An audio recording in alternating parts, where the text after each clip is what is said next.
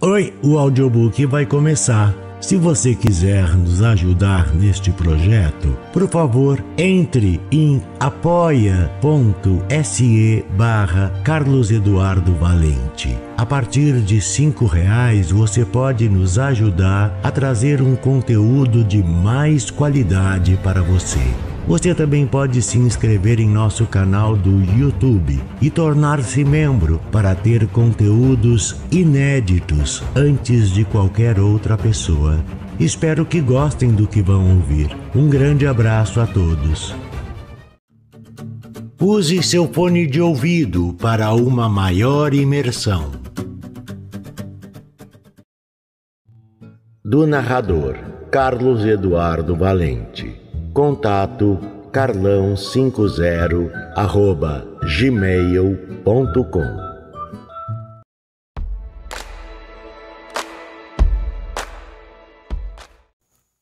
O Pagamento, de Philip K. Dick.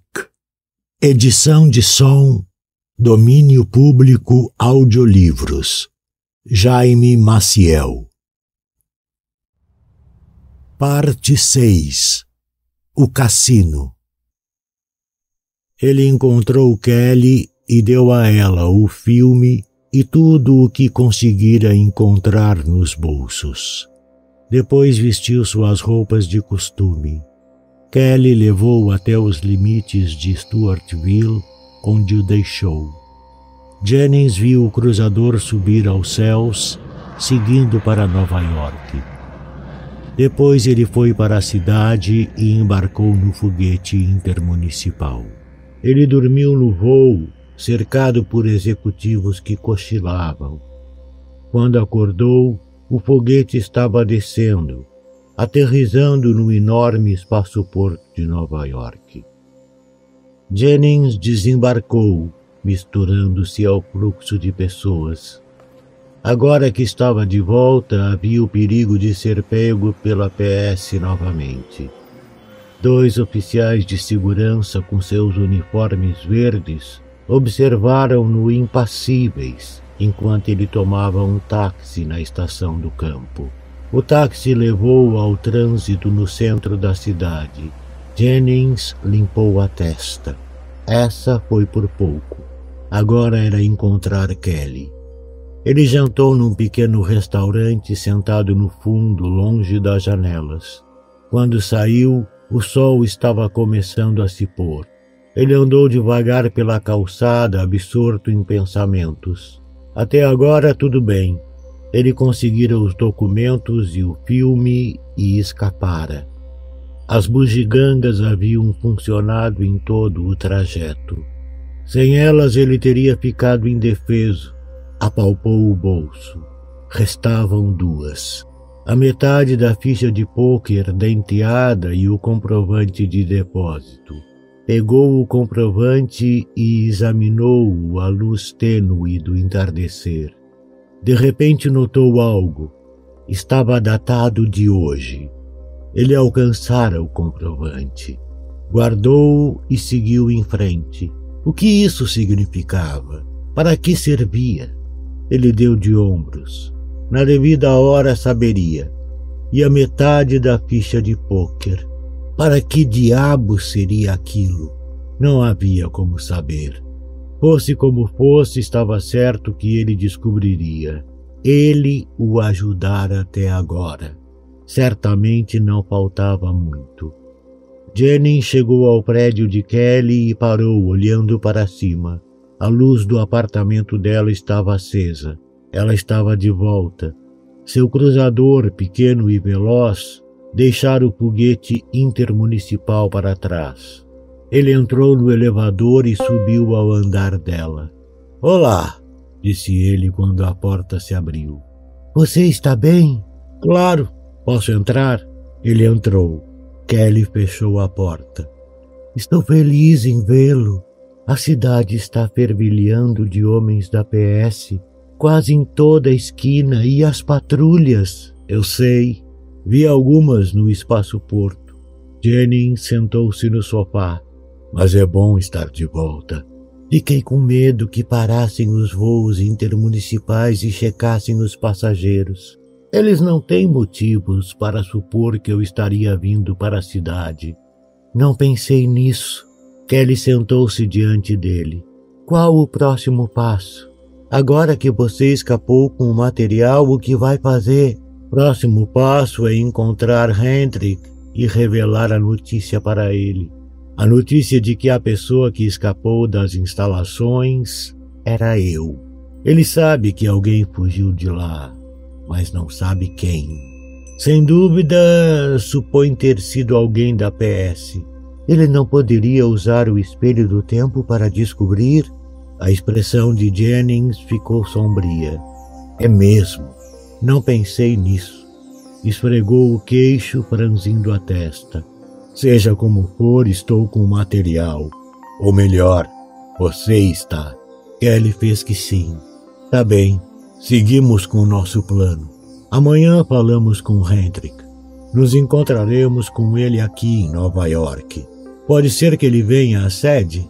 Ele virá se você pedir? Sim, temos um código. Se eu enviar uma mensagem, ele virá. Ótimo, eu o encontro lá. Quando ele se der conta de que temos as fotografias e os diagramas, terá que concordar com minhas exigências. Terá de me deixar entrar na construtora nas minhas condições. Caso contrário, enfrentará a possibilidade de ter o material entregue à polícia de segurança. E quando você estiver lá dentro, quando Hendrik concordar com suas exigências, vi o suficiente das instalações para me convencer de que Hendrik é muito maior do que eu imaginara. Não tenho uma noção exata do tamanho. Não admira que ele estivesse tão interessado. Você vai exigir igualdade de controle sobre a empresa? Jennings fez que sim. Você nunca ficaria satisfeito em voltar a ser técnico, não é? Como era antes. Não. Para ser expulso novamente? Jennings sorriu.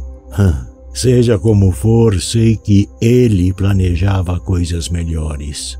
Ele estabeleceu tudo com cuidado. As bugigangas. Ele deve ter planejado tudo com muita antecedência. Não voltarei a ser técnico. Vi muita coisa lá. Andares e andares de máquinas e homens. Estão fazendo algo e eu quero participar. Kelly ficou em silêncio. Entende? Disse Jennings. Entendo. Ele deixou o apartamento e saiu às pressas pela rua escura. Havia ficado muito tempo. Se a PS descobrisse os dois juntos, estaria tudo acabado com a construtora Hendrik. Ele não podia se arriscar com o fim quase à vista. Consultou o relógio de pulso. Passava da meia-noite. Ele se encontraria com Hendrik nessa manhã e apresentaria a proposta. Ele se animou enquanto caminhava. Ficaria seguro, mais que isso. A construtora Hendrik tinha objetivos muito mais amplos que o mero poder industrial. O que ele vira o convencera de que uma revolução estava sendo tramada. Muitos níveis abaixo do solo, abaixo da fortaleza de concreto, protegido por armas e homens armados, Hendrik planejava uma guerra. Máquinas estavam sendo produzidas. O pinçador de tempo e o espelho funcionavam a todo vapor, observando, mergulhando e extraindo. Não admirava que ele tivesse feito planos e com tanta cautela. Ele vira tudo isso e entendera quando começou a refletir. A questão da limpeza da mente. Suas lembranças estariam apagadas quando ele fosse liberado. Seria a destruição de todos os planos. Destruição? Havia a cláusula alternativa no contrato. Outros haviam visto e usado, porém não da maneira que ele pretendera. Ele almejava muito mais do que qualquer um que viera antes. Ele foi o primeiro a entender, a planejar, As 7 bugigangas eram uma ponte para algo além de qualquer coisa que... No fim da quadra, um cruzador da PS parou no meio-fio. Suas portas se abriram. Jennings se deteve, o coração constrangido. A patrulha noturna perambulando pela cidade. Passava das 11, o toque de recolher. Ele olhou rapidamente à sua volta. Tudo estava escuro. As lojas e casas estavam totalmente fechadas, trancadas até amanhã. Prédios silenciosos, residenciais e comerciais. Até os bares estavam com as luzes apagadas. Ele olhou para o caminho de onde viera. Atrás dele, um segundo cruzador da PS havia estacionado. 2 oficiais da segurança estavam no meio-fio. Eles o tinham visto, caminhavam em sua direção. Ele ficou paralisado, olhando de um lado para outro da rua. Em frente encontrava-se a entrada de um hotel pomposo, com seu letreiro de neon piscando.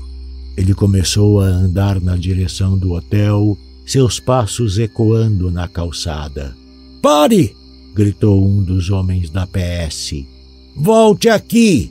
O que você está fazendo fora de casa? Qual o seu... Jennings subiu as escadas da entrada do hotel, atravessou o saguão. O recepcionista ficou olhando. Não havia mais ninguém por perto.